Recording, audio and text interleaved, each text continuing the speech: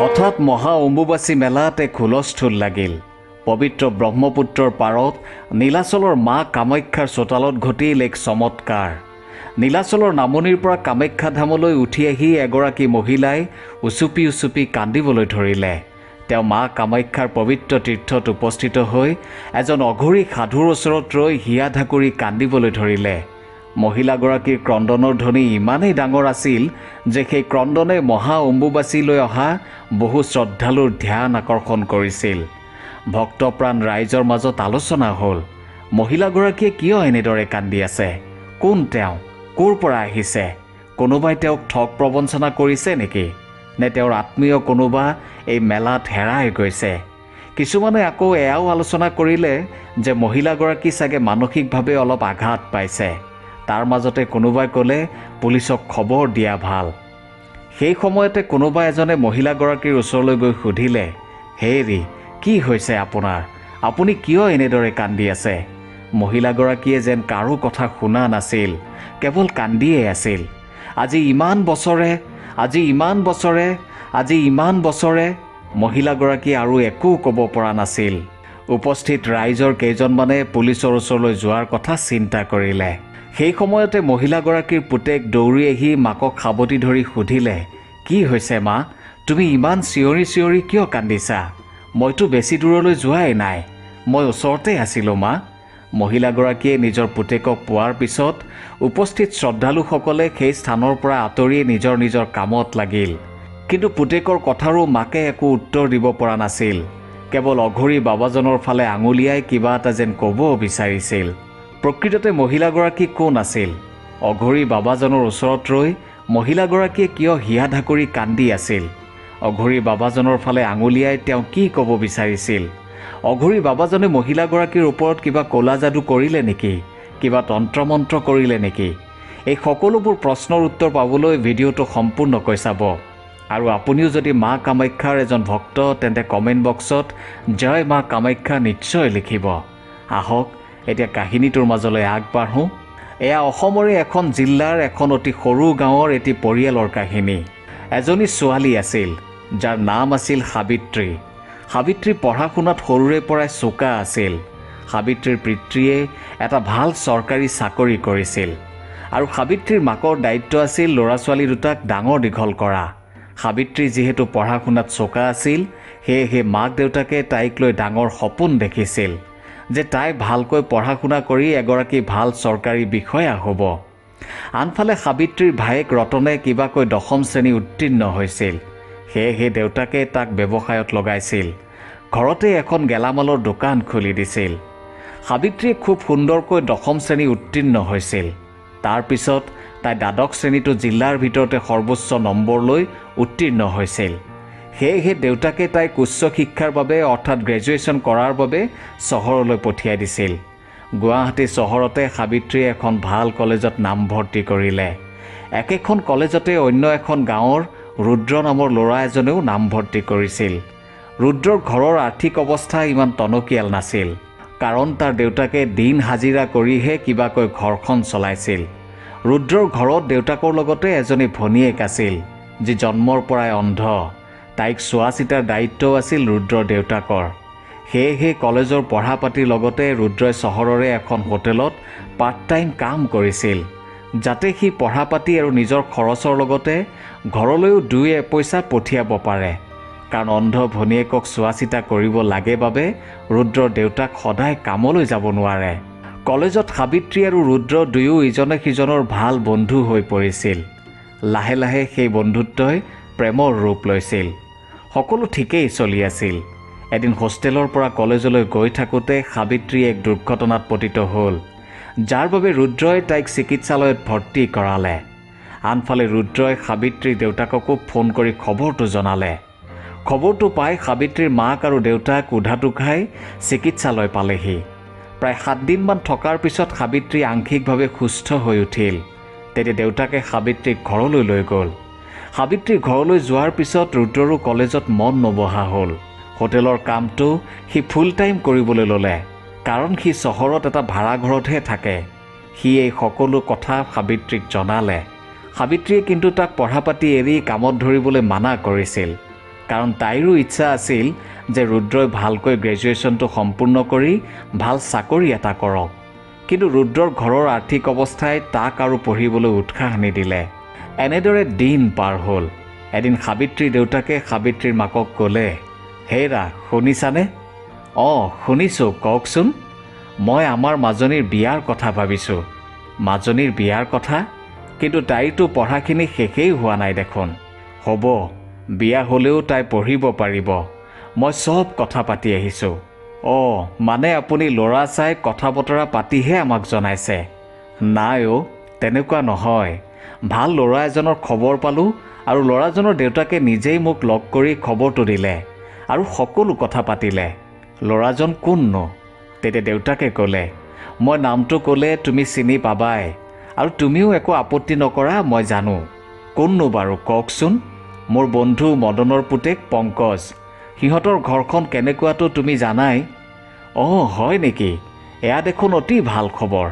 সেয়েহে মই ভাবিছোঁ মাজনী ভালকৈ সুস্থ হৈ লওক। অহা জানুৱাৰীমানত তাইৰ বিয়াখন পাতিব লাগিব। মাক দেউতাকে এইদৰে আলোচনা কৰি কথাটো সাবিত্ৰীক জনালে। তেতিয়া সাবিত্ৰীয়ে ক'লে, মা দেউতা, মই দেখোন ভালকৈ সুস্থ হৈ উঠাই নাই। তেতিয়া মাকে ক'লে, মাজনী ডাক্তৰে কৈছে নহয় তই আৰু 2 মাহমানৰ ভিতৰতে সুস্থ হৈ উঠিবি। কিন্তু মা মোৰ পঢ়া পাতি আৰু কি মাজনী? দেউতাকে সুধিলে। নাই মানে বাৰু পিছত ক'ম। নাই নালাগে, এতিয়াই কচোন। দেউতা মোক অলপ ভাবিবলৈ সময় দিয়া, মই কাইলৈ তোমালোকক জনাম। তেতিয়া দেউতাকে ক'লে, অঁ তাৰ মানে তুমি কাৰোবাক পচন্দ কৰি থৈছা নেকি? বাৰু ঠিক আছে, তুমি আমাক জনাবা। দেউতাক মাক তাইৰ কোঠাটোৰ পৰা আঁতৰ হোৱাৰ লগে লগে সাবিত্ৰীয়ে ৰুদ্ৰক সকলো কথা ক'লে আৰু ৰুদ্ৰক বিয়াৰ বাবে সাজু হ'বলৈ ক'লে। পিছদিনা সাবিত্ৰীয়ে মাক দেউতাকক ৰুদ্ৰৰ কথা ক'লে। তেতিয়া দেউতাকে খং কৰি ক'লে, নাই নাই মাজনী, মই তেনেকুৱা ল'ৰা এটাৰ লগত তোমাক বিয়া দিব নোৱাৰোঁ। যাৰ নিজৰ ঘৰৰে অৱস্থা নাই সি তোমাক কেনেকৈ ভাল অৱস্থাত ৰাখিব? নাই দেউতা, সি বহুত ভাল ল'ৰা। মোৰ বিশ্বাস আছে সি মোক বহুত ভালকৈ ৰাখিব। আৰু আজি যে মই তোমালোকৰ সন্মুখত আছোঁ একমাত্ৰ তাৰ কাৰণেহে আছোঁ। হস্পিটেলত তোমালোক গৈ পোৱাৰ আগতে সিহে সকলো কাম কৰিছে। আনকি সিয়েই মোক তেজ দিছে। গতিকে তাৰ ওচৰত মই যাবই লাগিব দেউতা। উপায়হীন হৈ দেউতাকে অৱশেষত ক'লে, ঠিক আছে, তেন্তে তুমি তাক এদিন আমাৰ ঘৰলৈ মাতা, আমিও তাৰ লগত কথা পাতোঁ। দেউতাকৰ কথামতে সাবিত্ৰীয়ে ৰুদ্ৰক ঘৰলৈ মাতিলে আৰু 2 দিন পিছতেই ৰুদ্ৰ আহি সাবিত্ৰীহঁতৰ ঘৰত উপস্থিত হ'ল। সাবিত্ৰীৰ লগতে মাক দেউতাকেও ৰুদ্ৰৰ লগত কথা বতৰা পাতিলে। ৰুদ্ৰ যোৱাৰ পিছত দেউতাকে সাবিত্ৰীক ক'লে, ল'ৰাজন ভালেই, কিন্তু তুমি কেনেকৈ সুখী হ'বা সেয়া তোমাৰ ওপৰতহে কথা হ'ব। আনফালে ৰুদ্ৰইও ঘৰত দেউতাকক কথাটো জনালে। 3 মাহমান যোৱাৰ পিছত সাবিত্ৰী সম্পূৰ্ণ সুস্থ হৈ উঠাত সাবিত্ৰীৰ দেউতাকে ধুমধামেৰে ৰুদ্ৰ আৰু সাবিত্ৰীৰ বিয়া পাতি দিলে। দেউতাকে সাবিত্ৰীৰ লগত সেই সকলো বস্তু দিলে যিবোৰ বস্তু ৰুদ্ৰৰ ঘৰত নাছিল। টিভি, ফ্ৰিজ, ৱাশ্বিং মেচিন, সোফা ছেট আদি। মুঠতে সাবিত্ৰীয়ে যাতে অলপো অসুবিধা নাপায়। বিয়াৰ পিছতে ৰুদ্ৰইও হোটেলখনৰ মেনেজাৰ পদলৈ প্ৰমোশ্যন পালে। হোটেলৰ মালিকে তাৰ কামত ভাল পাই তাক মেনেজাৰ হিচাপে কাম কৰিবলৈ দিলে। এতিয়া ৰুদ্ৰ থাকে চহৰত আৰু সাবিত্ৰী থাকে ৰুদ্ৰৰ গাঁৱৰ ঘৰত। সেয়েহে ৰুদ্ৰ প্ৰায় সপ্তাহে সপ্তাহে ঘৰলৈ আহে। এনেকৈ চলি আছিল। 2 মাহমান যোৱাৰ পিছত এদিন সাবিত্ৰীয়ে ৰুদ্ৰক ক'লে, ৰুদ্ৰ মই কথা এটা ভাবিছোঁ। তেতিয়া ৰুদ্ৰই ক'লে, কি কথা সাবিত্ৰী? মানে এতিয়াৰে পৰা ময়ো তোমাৰ লগতে চহৰৰ ভাড়াঘৰটোত থাকিম। কিন্তু সাবিত্ৰী, মোৰ ভণ্টিৰ কথাটো তুমি জানাই। তাই এই সুন্দৰ পৃথিৱীখন অনুভৱহে কৰিব পাৰে, চাব নোৱাৰে। তাতে কি হ'ল? দেউতা দেখোন তাইৰ লগত আছেই। দেউতাইনো তাইক কিমান চাব পাৰিব? তুমি আছা বাবেহে দেউতাই সাহস পাই আছে। কাৰণ এতিয়া দেউতাৰো বয়স হৈছে, তাতেই অসুখীয়া। তাৰমানে তুমি মোক তোমাৰ দেউতা আৰু ভণ্টিক চোৱা চিতা কৰিবলৈহে বিয়া পাতিছা নেকি? তেনেকৈ কিয় কৈছা সাবিত্ৰী? মইনো তোমাক তেনেকৈ কেতিয়া ক'লোঁ? শুনা, মই কথা এটা ভাবিছোঁ। দেউতা আৰু ভণ্টিক চোৱা চিতা কৰিবলৈ এজনী কাম কৰা ছোৱালী ৰাখিম। তেতিয়াতো হ'ব। ছোৱালীজনী জানো আমাৰ ঘৰত এনেই থাকিব? তাইক দৰমহা মই ক'ৰ পৰা দিম সাবিত্ৰী? সেইবোৰ তুমি চিন্তা কৰিব নালাগে। মোৰ দেউতা আছে নহয়। নাই তোমাৰ দেউতাৰাই আমাৰ বাবে বহুত কৰিছে, এতিয়া আৰু তেওঁৰ পৰা মই একো ল'ব নিবিচাৰোঁ। তেতিয়া সাবিত্ৰীয়ে ক'লে, ঠিক আছে, তুমি ল'ব নালাগে, কিন্তু মইতো ল'ব পাৰোঁ। নাই নাই, তুমিও আৰু একো নিবিচাৰিবা সাবিত্ৰী। তেন্তে তুমি যি কৰা কৰা, মুঠতে মই আৰু এইখন ঘৰত নাথাকোঁ। মই তোমাৰ লগত চহৰতেই থাকিম। তুমিয়েই কোৱাচোন, তোমাৰ জানো মোৰ লগত সদায় থাকিবলৈ মন নাযায়? মন যায় সাবিত্ৰী, কিন্তু মোৰ ভণ্টি আৰু দেউতাক এৰি মই কেনেকৈ থাকোঁ? তেতিয়া সাবিত্ৰীয়ে অসন্তুষ্ট হৈ ক'লে, মোৰ দেউতাইতো মোৰ বাবে সকলো কৰি দিছে, এতিয়া তুমিওতো কিবা এটা কৰা মোৰ বাবে। ৰুদ্ৰই এতিয়া মহা চিন্তাত পৰিল।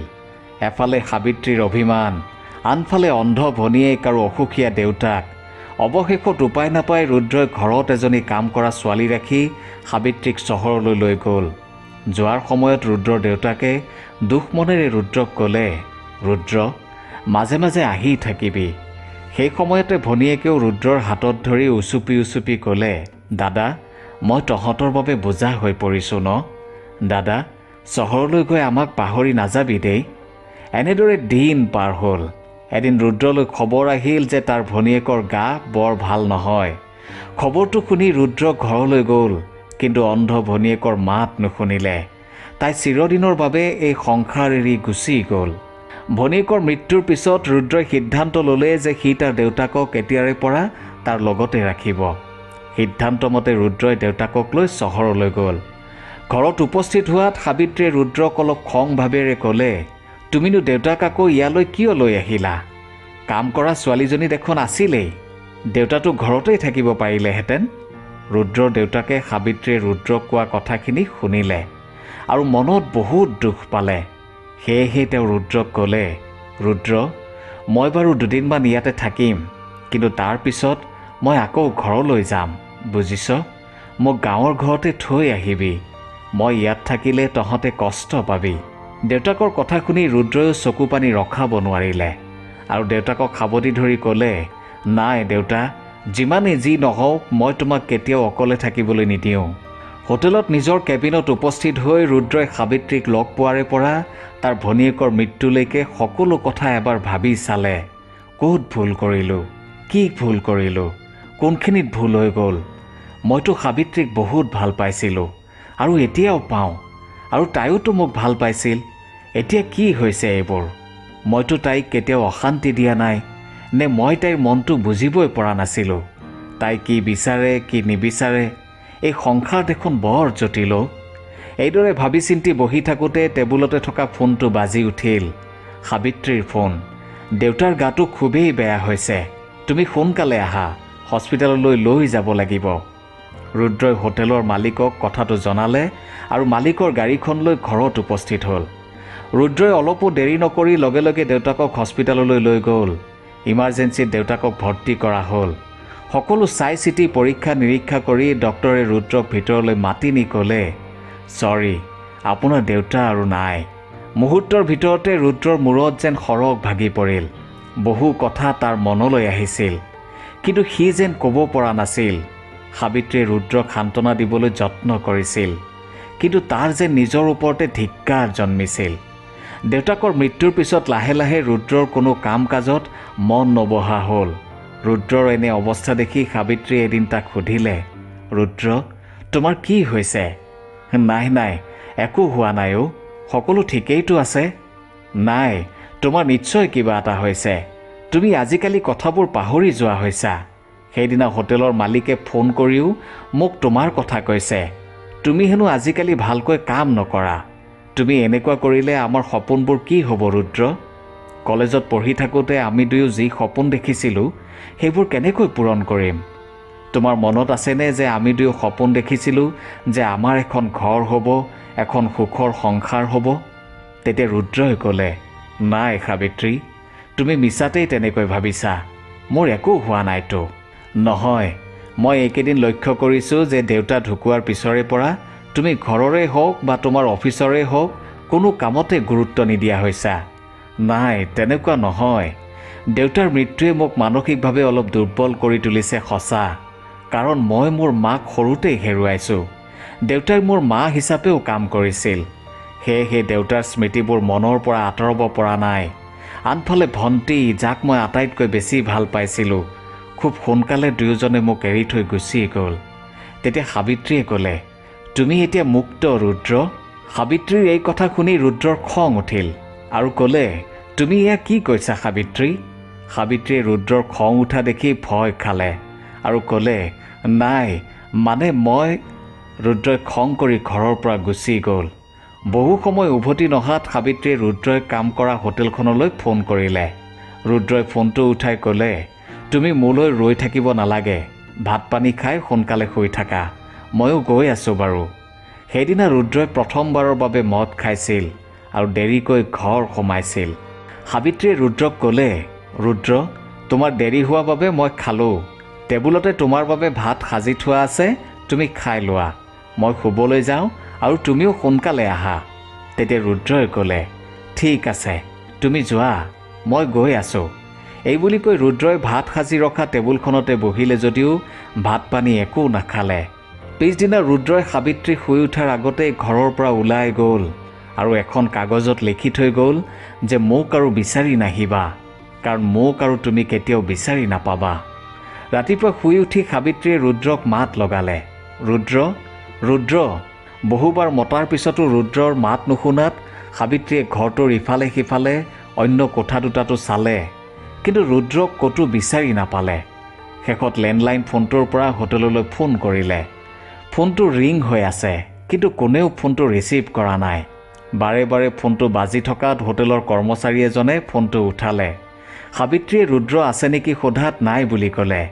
কিছু সময় পিছত সাবিত্ৰীয়ে ডাইনিং টেবুলৰ ওপৰত এখন কাগজ চিচাৰ গ্লাছ এটাৰে হেঁচা মাৰি থোৱা দেখিলে। দৌৰি যোৱা দি গৈ দেখিলে এখন চিঠি। চিঠিখন পঢ়ি সাবিত্ৰীৰ ভৰিৰ তলৰ মাটি যেন খহি পৰিল। সাবিত্ৰীয়ে হিয়া ঢাকুৰি কান্দিবলৈ ধৰিলে। কান্দোন শুনি ওচৰ পাজৰৰ মানুহ আহি ৰুদ্ৰৰ ভাড়াঘৰত উপস্থিত হ'ল। সাবিত্ৰীৰ মুখৰ পৰা সকলো কথা গম পালে। তেতিয়া এজনে পুলিচত খবৰ দিবলৈ কোৱাত সাবিত্ৰীয়ে তাকেই কৰিলে আৰু সাবিত্ৰীয়ে তাইৰ মাক দেউতাককো খবৰ দিলে। সাবিত্ৰীৰ দেউতাকে আহি তাইক ঘৰলৈ লৈ গ'ল, কাৰণ সাবিত্ৰী তেতিয়া গৰ্ভৱতী আছিল। পুলিচে চহৰৰ চুকে কোণে ৰুদ্ৰক বিচাৰি চলাথ কৰিলে, কিন্তু ক'তো বিচাৰি নাপালে। সাবিত্ৰীৰ মাক দেউতাক আৰু ভায়েকেও নিজৰ ফালৰ পৰা ৰুদ্ৰক বিচাৰি উলিয়াবলৈ যথেষ্ট চেষ্টা কৰিলে, কিন্তু সফল নহ'ল। সাবিত্ৰী ৰুদ্ৰক ঘূৰি আহিব বুলি বাট চাই ৰৈ থাকিল। কিছুদিন যোৱাৰ পিছত সাবিত্ৰীয়ে এটা পুত্ৰ সন্তানৰ জন্ম দিলে। লাহে লাহে ল'ৰাও ডাঙৰ হৈ আহিল। সাবিত্ৰীৰ মাক দেউতাকে তাইক পুনৰ বিয়াত বহাৰ কথা কৈছিল, কিন্তু তাই সন্মতি নিদিলে।